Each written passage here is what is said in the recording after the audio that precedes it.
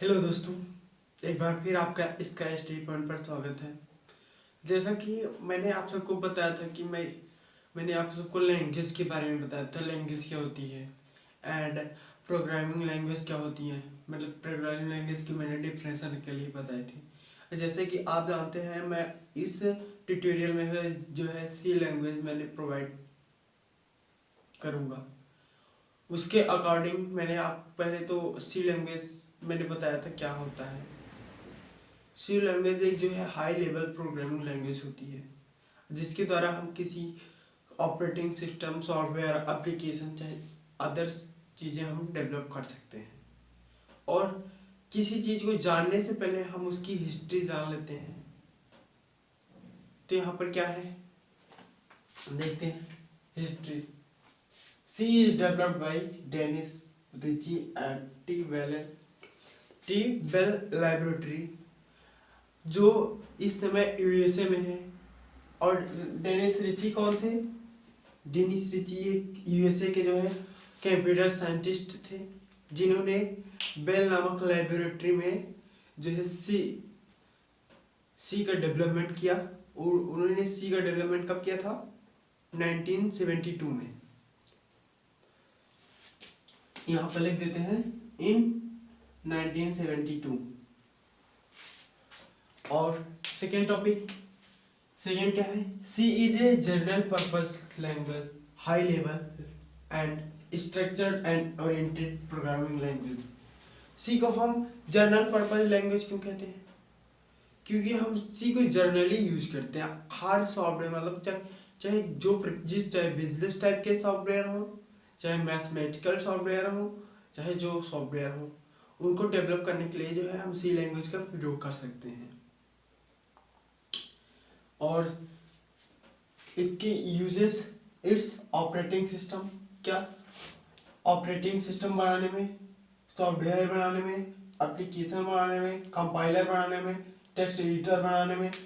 Compiler जैसे हमारी C language हुई, सी लैंग्वेज को कंपाइल करने, रन कराने के लिए हम जैसे जनरली यूज करते हैं Turbo C, Visual Studio and Code Block, ये सब सॉफ्टवेयर को यूज करते हैं। ये सब सॉफ्टवेयर जो होते हैं हमारे जो है सी लैंग्वेज में ही डेवलप हुए होते हैं।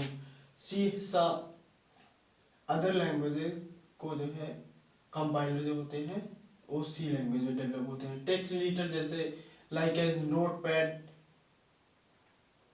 वर्ड पैड, ये सब हमारे क्या हुए, ये सब जो है सी लैंग्वेज में ही डेवलप किए गए हैं।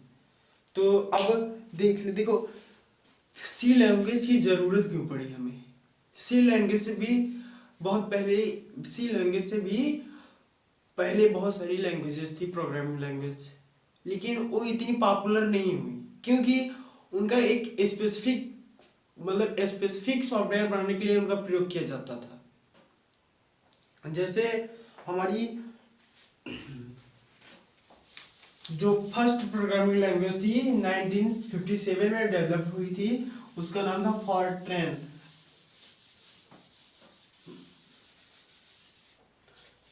फर्स्ट लैंग्वेज थी हमारी फॉरट्रैन, जो 1957 में डेवलप हुई थी। और इसका फुल फॉर्म था फार्मूला ट्रांसलेशन। Formula translation. इस लैंग्वेज का हम प्रयोग जो है केवल मैथमेटिकली जो है सॉफ्टवेयर होते थे लाइक एस कैलकुलेटर, इन सबको बनाने में जो है हम फॉरट्रैन का यूज करते थे। इस और जो है फिर उसके बाद हमारी जो लैंग्वेज आई सेकेंड लैंग्वेज जो है कोबोल आई। कोबोल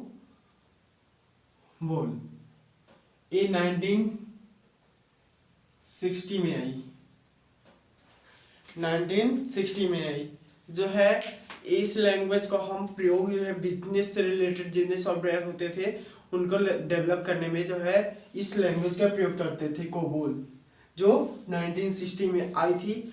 और इसका अधिकतर हम जो है जैसे बिजनेस बिजनेस से रिलेटेड सॉफ्टवेयर जैसे टैली हुए, इन सब का प्रयोग इन सब को बनाने में हम कोबोल का यूज करते थे। कोबोल का फुल फॉर्म क्या होता है? Common business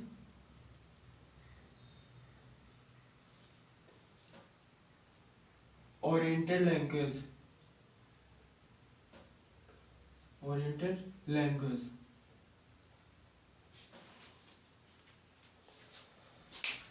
common business oriented language होता है। फिर उसके बाद हमारी जो है कौन सी लैंग्वेज आई? BCPL। 1960 में ही हमारी एल्गोल आई थी, एल्गोरिथम जो थी, और उस लैंग्वेज का फुल फॉर्म जो था एल्गोरिथम था। जो है हम किसी सॉफ्टवेयर का पहले एल्गोरिथम डिफाइन करते हैं, उसको एल्गोल बोलते थे। एल्गोल जो है 1960 में ही आई थी वो भी। फिर उसके बाद 1967 में जो है हमारी लैंग्वेज आई BCPL। 1967 में हमारी जो है BCPL आई। 1967 में हमारी लैंग्वेज जो है BCPL आई। जो ये भी क्या है, एक प्रकार की जो है, जैसे हमारी सी लैंग्वेज जो है एक जनरल पर्पस लैंग्वेज थी, वो भी एक जनरल पर्पस लैंग्वेज थी, जनरल पर्पस लैंग्वेज थी। और इसका फुल फॉर्म क्या था हमारा? इसका बेसिक कंबाइंड प्रोग्रामिंग लैंग्वेज थी, बेसिक कंबाइंड प्रोग्रामिंग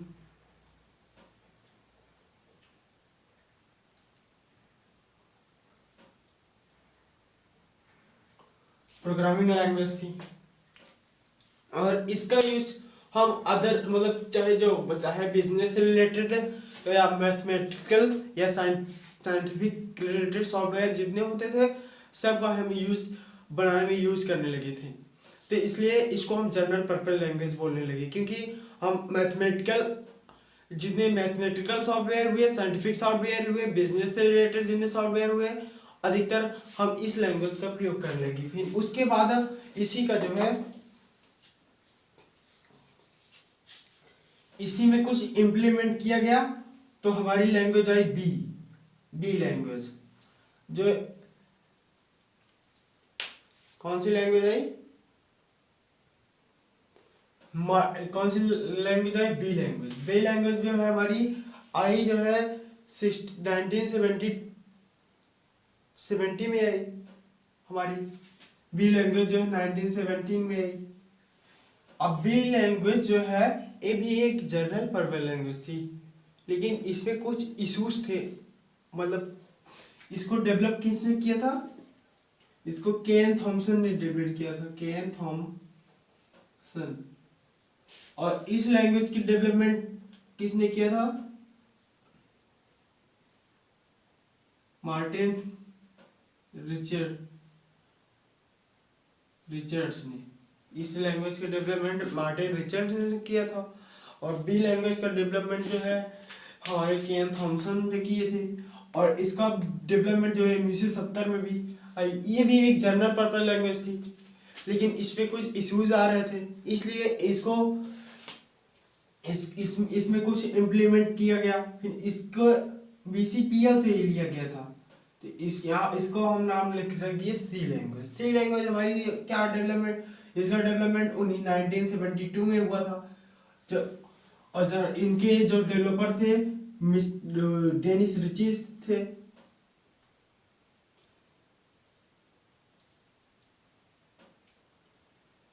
ये भी जानते ही है, मैंने आप सबको बताया था कि ये भी एक जनरल पर्पस लैंग्वेज थी और एक हाई लेवल लैंग्वेज थी और जो है ओरिएंटेड लैंग्वेज थी।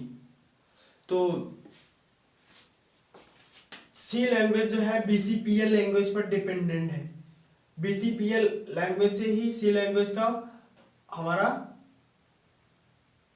इम्प्लीमेंट ही हुआ। मतलब कि सी लैंग्वेज किस लैंग्वेज पर आधारित है? BCPL लैंग्वेज पर। और बी लैंग्वेज भी BCPL लैंग्वेज पर आधारित है।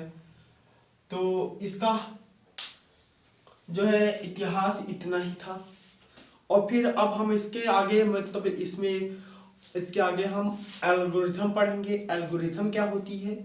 एल्गोरिथम जो है एक प्रोग्राम बनाने की एक रेसिपी होती है। लाइक एस, जैसे हम मान लीजिए किसी चीज को मैं बनाता हूँ तो उसके मेथड को ही, स्टेप बाय स्टेप प्रोसीजर को ही एल्गोरिथम कहते हैं। तो हमारी नेक्स्ट वीडियो में जो है एल्गोरिथम आएगा, मतलब एल्गोरिथम पढ़ाएंगे हम। तो thank you for watching this videos.